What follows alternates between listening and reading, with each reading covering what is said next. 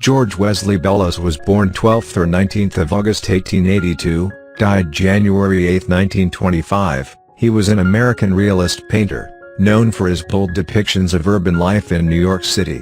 He became, according to the Columbus Museum of Art, the most acclaimed American artist of his generation. Bellows was soon a student of Robert Henri, who at the time was teaching at the New York School of Art.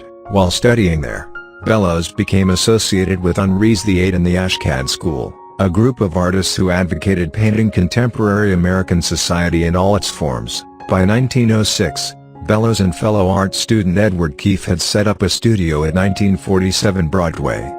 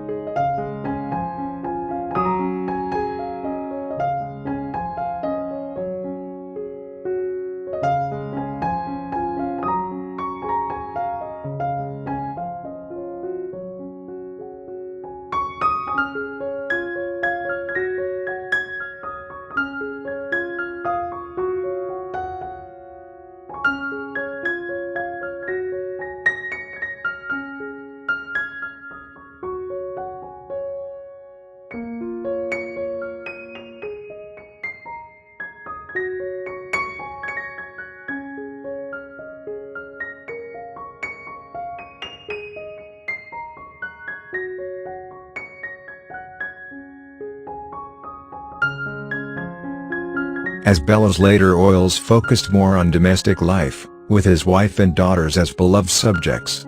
The paintings also displayed an increasingly programmatic and theoretical approach to color and design, a marked departure from the fluid muscularity of the early work. One of Bellows' central subjects was the sea, and he painted over 250 scenes of it during the course of his career. The Fisherman, a significant lit canvas focusing on the topic that he made while visiting Carmel, California, is in the collection of the Amon Carter Museum of American Art.